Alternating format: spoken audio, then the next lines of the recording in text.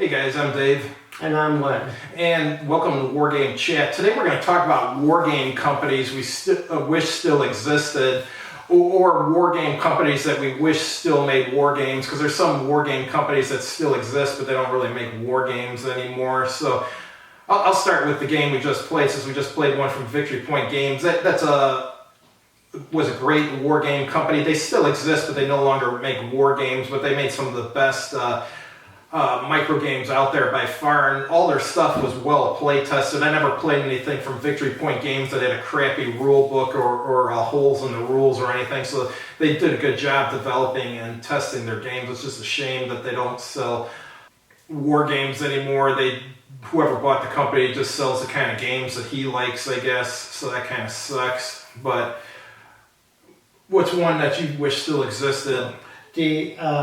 The New York City version of SPI, because when they were bought by TSR, a lot of the staffers did not go with it. They quit. And the thing was, with the New York version of SPI, they had Did they have a name, the New York version? It was called SPI. Oh, okay. Because I want to make it, because when they moved to TSR and they're running out of Lake Geneva, they did have a lot of good development, but there's something about the New York version had this attitude. They were the first ones who strived to be historically accurate and had all the games without errors. Of course, the problem is the end result was when they had an error, it was a big mistake. Mm-hmm. And even though Decision Games is kind of picking up on the tradition, there were, maybe because I was younger, they seemed like the wild guys, the anti-heroes of the simulations hobby. So, but once TSR bought it, all the talent moved to other places. And I think when TSR bought it is when Strategy and Tactics the magazine started having serious issues with people not wanting to read it anymore. Well, the thing was, they wouldn't honor the old subscriptions, because there were a lot of people who had lifetime subscriptions. Yeah, I know a lot of people who did, and they ended up getting screwed. Yeah, they tried to sue, but I don't think it went anywhere. I was lucky because I only had one issue left on the old subscription, so I was willing to give them a chance. So, because I think what it was, if you had a lifetime one, you really got screwed. If you had, like with me, you still got the one game. So yeah. Also, there was Ares magazine, which I think was associated with SPI, and they had fantasy and science fiction stuff in their magazine. Always had a game and stuff. The magazine was pretty good. I liked it. I just didn't like the game reviewer they had in there. But other than that, the magazine was good, and sometimes it even had like reviews of movies that were out and stuff. It was kind of cool. But what happened is they did science fiction and fantasy in the same magazine, and then when TSR gobbled it up, they decided, since they had Dragon magazine, there would be no fantasy in Ares anymore. It would just be purely science fiction. Well, half the readers then lost interest. Yeah, but actually the strange is that fantasy is part of science fiction. Because, well, it's always been that you could easily read science fiction, you're reading a hardcore science fiction book one day, and the next one will be a fantasy one, because they both have the same elements. You're in strange worlds, and things are different. Mm-hmm. Well, there was some stuff like original D&D. They had a module where you were poking around some fantasy world, and you came across an alien UFO and stuff. I can't remember what that one was called. Yeah, there was one adventure, I think, where you could find like wrecked aliens. Yeah. If you searched around, you could find like alien artifacts that could be useful. Mm-hmm. So, yeah, it's like, because original D&D was kind of like a Jack Vance, a Nightmare World. So. Another company I wish still existed was Metagaming. They made some good games and stuff. I think Ogre was one of them. I think Steve Jackson is in control of Ogre now, since he was the original guy who came up with it. But they had some good games, like a caveman game and stuff. And then they had Rommel's Panzers, which was decent. And they had Stalin's Tanks, which was even better. So metagaming, I really liked their stuff. And they had Melee. And what was the one that went with Melee, the magic one? Was it Wizard? With the Wizard. Yeah.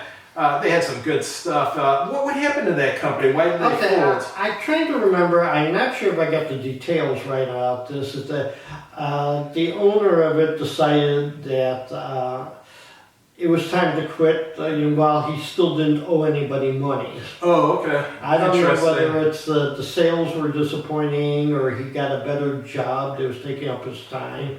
But he decided to quit while he was ahead. I suspect they printed too much because up until about 10 years ago, you could get factory sealed metagaming games all over the place, like at half price books and stuff. So it sounds to me like they printed too much and couldn't sell it. That would be my suspicion, but. Yeah, and they didn't feel like burying it on the ground. Yeah. Because I think some video game people did that. They had a surplus of it, so they just buried it. Yeah, that was the Atari 2600 ET cartridges. No one really liked that game. My friend had it. I tried it. I thought it was pretty dull. But they created a ton of those, and the sales were awful, and they ended up burying them in the desert. There was some documentary where some guys went out looking for the ET cartridges buried in some garbage dump in the desert, and they actually found them.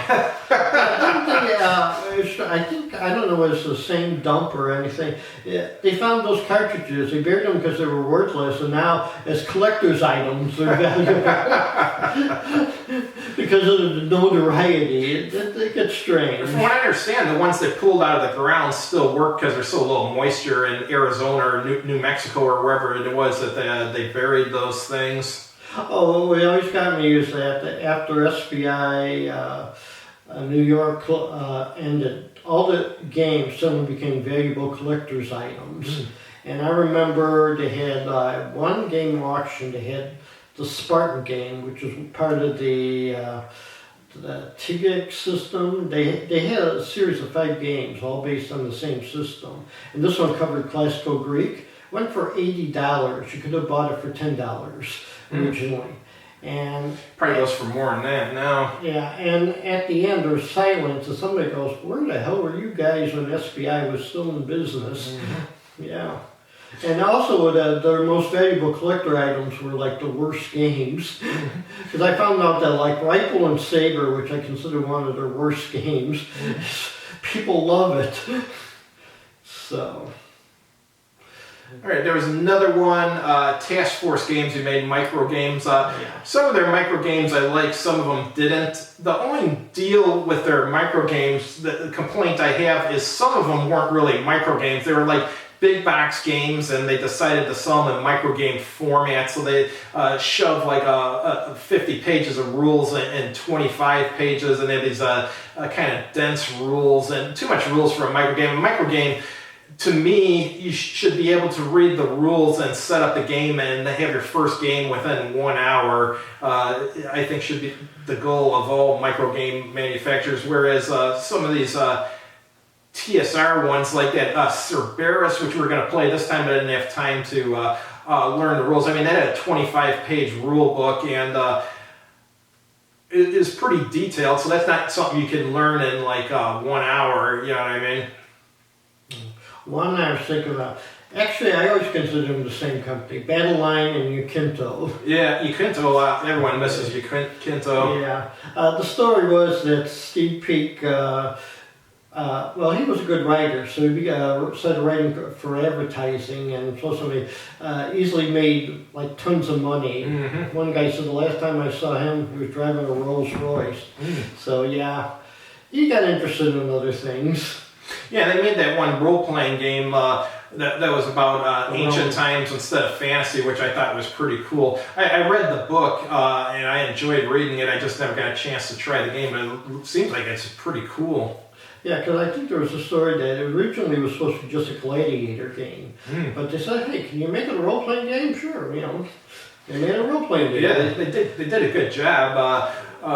is better than most of the role-playing games out now. At least I think it is after reading it. But what else do we have out there that we wish still existed?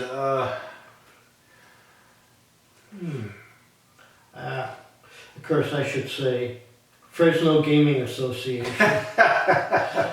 They had, I think they're the only company outside of SPI New York that had the attitude. And I think that's what got them into a lot of trouble. Well, a lot of people complained the rule books weren't written that well and stuff, and I'm not going to get into the stuff where people claim that they had copied maps or the maps were too close to some other manufacturers. I'm not getting into that discussion, but a lot of companies, their first couple of games were not that great, or they had rule problems. But these guys had the best graphics at the time.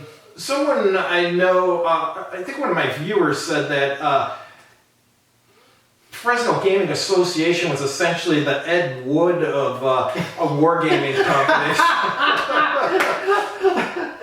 Oh, I don't know if we should tell you this. You might be scandalized to hear this, but they colorized Plan 9 from Outer Space. Oh, yeah. Oh my God, how could they possibly destroy that piece of artwork? Actually, I mean, obviously it wasn't a great movie or anything, Plan 9 from Outer Space, but it wasn't that bad. I mean, you would consider it probably not that great of a movie, but it wasn't that bad. The one thing I'll give them kudos for is that it was all shot in one run, that they didn't redo any scenes. Each scene was done with just one shot, and I mean, these actors were able to say their lines without screwing anything up the first time, which I think is pretty commendable. Well, actually, some of the actors had worked with Ed Wood, and they told him, well, your dialogue's not that great, can we just ad-lib it? And that's the reason why there's so many quotable lines from that movie. But the one thing I remember had I think that was the movie with the UFOs, and you can see the strings on there. Yeah. And I think there's one, let's call the police. Then you see they're in a cemetery night, let's call the police. And then you see the cop car coming, it's daylight, and by the time it arrives in the cemetery, it's night again. Yeah, there's problems continue it. So, they were kind of like the Ed Wood of Wargaming. Another one that I miss is Avalon Hill. I know the company still exists in one form or another, and occasionally they come out with some game, but they're generally not historical.